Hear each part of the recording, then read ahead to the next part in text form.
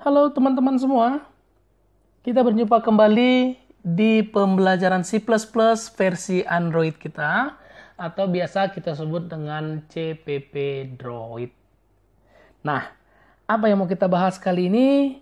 Kita akan membahas satu topik materi di dalam C++, di mana materi ini adalah materi yang cukup penting atau bagian yang penting juga di dalam C++, namanya adalah looping atau perulangan. Oke, langsung aja teman-teman, kita akan bahas apa sih sebenarnya looping atau perulangan itu. Jadi sebenarnya looping atau program perulangan itu adalah adanya kumpulan perintah program di mana program tersebut akan selalu mengulang statement atau outputnya selama kondisi dari perulangan tersebut masih benar. Jadi selama kondisinya masih benar. Jadi bagaimana kalau misalkan perulangan tersebut kondisinya sudah tidak benar atau false istilahnya, maka programnya akan berhenti. Oke, itulah kira-kira teman-teman untuk pengertian dasar dari apa sih sebenarnya looping atau perulangan itu sendiri. Nah, kita lanjutkan kembali bagian yang berikutnya. Di sini sebenarnya ya dalam kesederhanaannya dalam kehidupan kita sehari-hari kita juga pernah atau sering melakukan konsep looping teman-teman atau perulangan. Contohnya apa? Contohnya pada saat kita sedang makan, kita juga melakukan satu perulangan. Apa yang akan kita ulang dalam hal itu? Memasukkan nasi ke dalam mulut. Nah, apa yang menjadi kondisinya? Yang menjadi kondisinya adalah apakah nasi di dalam piring masih ada, dan yang kedua adalah apakah perut masih lapar atau sudah kenyang. Selama dia masih lapar, masukkan. Selama nasi masih ada, masukkan.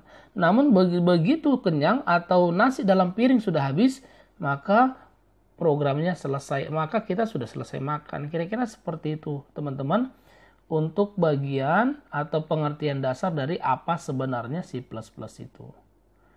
Apa sebenarnya perulangan itu ya. Nah, kita sudah bahas tentang sepintas atau singkat mengenai perulangan. Kita akan mulai.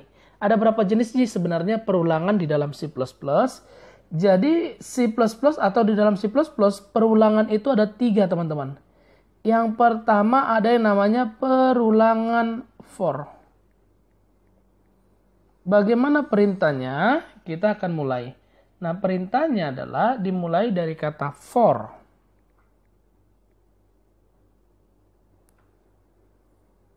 Buka kurung kurawal dan diakhiri oleh tutup kurung kurawal. Ini dia teman-teman untuk strukturnya ya.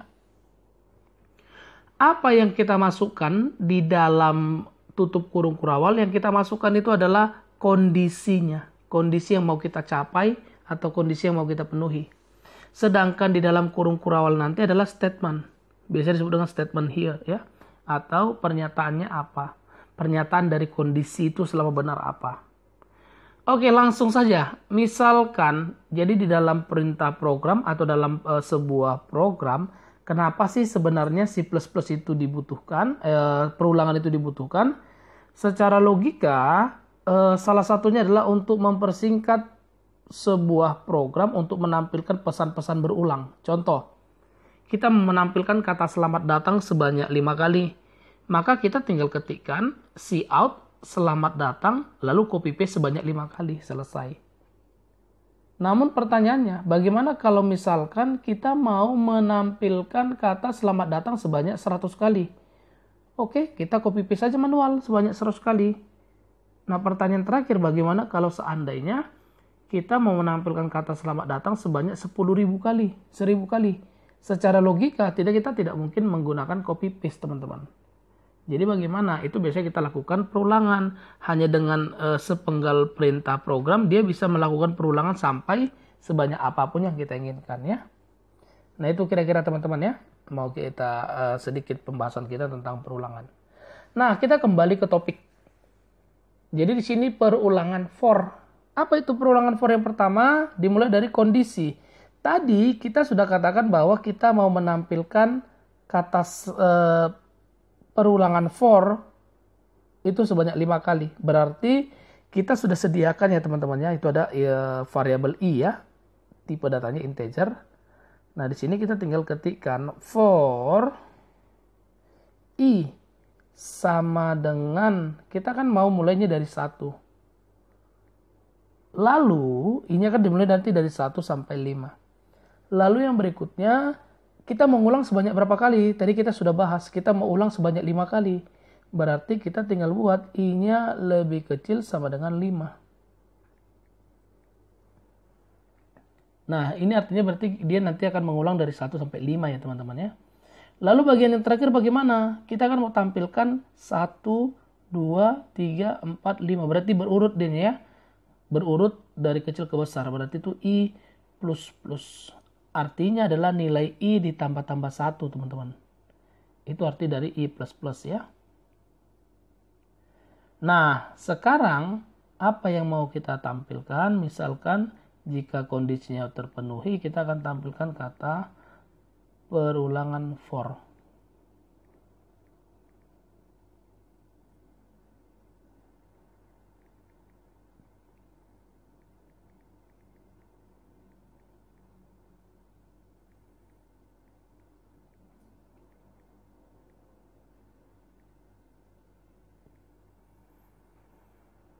Sehingga nanti di dalam program berarti kita artinya mengulang kata atau mengulang kalimat perulangan for. Di mana kita mau nanti dia berulang sebanyak 5 kali. Dari mana kita bisa tahu 5? Karena di situ sudah ada kita buat bahwa nilai yang mau diulang itu mulai dari 1 sampai 5 kali. Nah, sehingga pada saat kita jalankan teman-teman, kata perulangan for itu sudah tampil sebanyak 5 kali. 1, 2, 3, 4, 5. Nah, itu jenis dari perulangan yang pertama. Kita lanjut bagian yang berikutnya. Selain perulangan for, ada juga perulangannya namanya adalah perulangan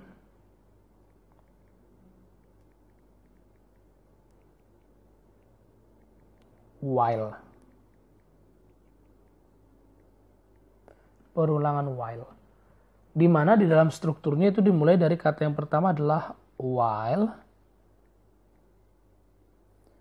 buka kurung, tutup kurung. Lalu yang berikutnya buka kurung kurawal, tutup kurung kurawal. Nah, ini dia bagiannya teman-teman. Nah, sekarang kita akan mulai dari bagian yang pertama. Jadi di dalam perulangan itu ada 3 poin teman-teman yang harus diingat. Yang pertama nilai awal, yang terakhir yang berikutnya adalah nilai akhir, lalu yang berikutnya adalah perubahan nilainya. Dia makin bertambah atau berkurang ya. Nah, jadi 3 itu wajib ada di setiap struktur perulangan. Itu aja harus yang teman-teman ingat. Nah, misalkan kita mau ada kata while ini, atau kita menggunakan perulangan while ini untuk menampilkan juga 5 kali, atau 6 kali deh, kita ubah ya. Maka di sini dimulai dari i-nya 1. Disinilah posisi nilai awalnya, di atas while. Setelah itu apa? Setelah itu, selama i-nya masih lebih kecil sama dengan 5. Artinya berarti nanti kita mau mengulang dari 1 sampai 5. Apa yang terjadi? Yang terjadi adalah cout. Tadi maaf bukan 5, saya katakan tadi 6 ya teman-teman ya. Kita ubah sedikit, ini bukan 5 tapi 6. Jadi nanti biar ada bedanya dengan yang pertama. Yang pertama diulang 5 kali. Cout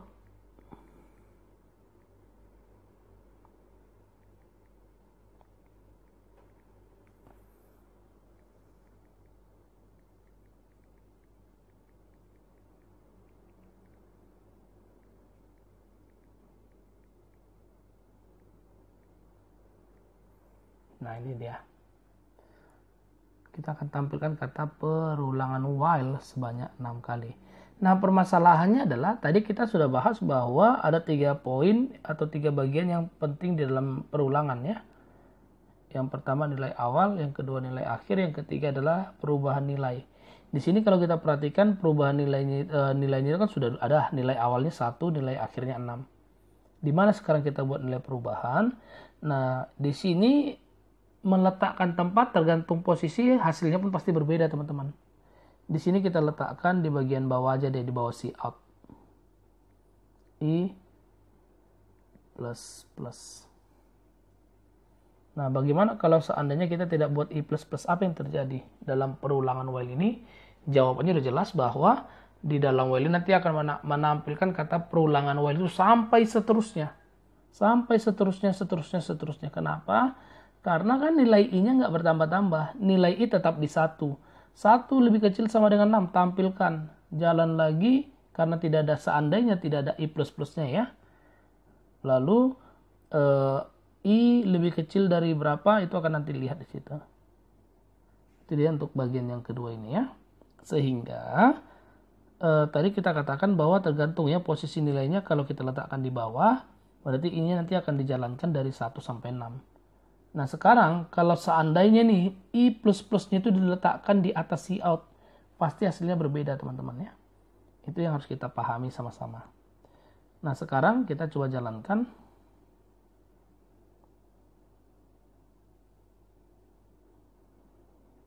Di situ bisa teman-teman lihat ya, perulangan while itu ada 1, 2, 3, 4, 5, 6. Oke ya, bisa ya teman-teman ya. Perulangan for sudah, perulangan while-nya sudah. Yang terakhir, jenis perulangan yang terakhir di dalam C++ itu ada yang namanya perulangan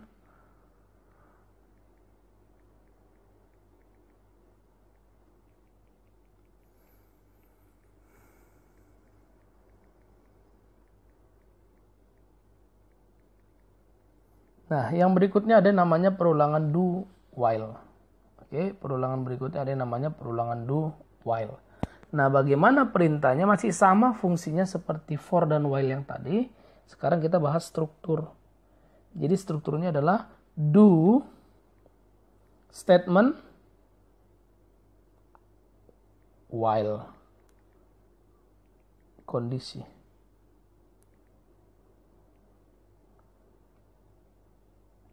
Ini dia strukturnya teman-teman. Do while, lalu do statement, lalu while-nya di sampingnya. Oke, kita akan mulai di sini.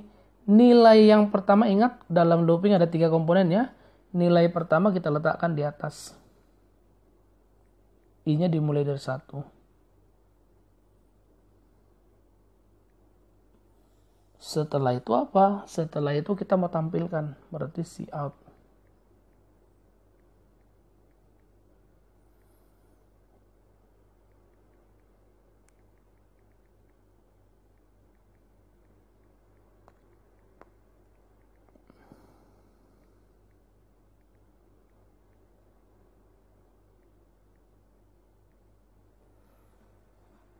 Nah, yang berikutnya masih sama seperti penggunaan while tadi teman-teman. Kita akan kasih nilai perubahannya ya, perubahan variabelnya. Apa sih yang terjadi kalau seandainya kita tidak kita tampilkan? Tetap seperti yang tadi, kata perulangan do while ini akan tampil terus sebelum dihentikan paksa. Kira-kira seperti itu teman-teman. Karena nilai variabelnya itu nggak ada kita buat perubahan. Jadi i++ itu fungsinya untuk itu ya. Untuk menambah atau merubah nilai. Nah, lalu yang terakhir adalah batas dari nilai i-nya. Itu kita letakkan di dalam while. Selama i lebih kecil sama dengan 7.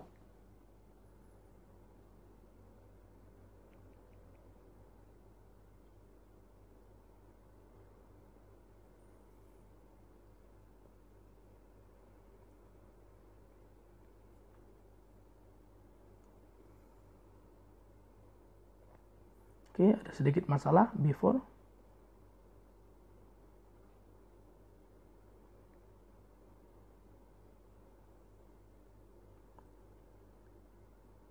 Oke, finish. Kita coba jalankan.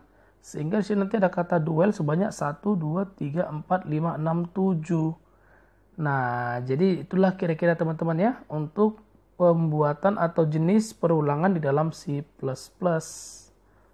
Nah, untuk video berikutnya kita akan mulai bahas mengenai bagaimana konsep dari atau penggunaan dari kasus-kasus khusus dalam perulangan ya. Kita akan mulai di video berikutnya.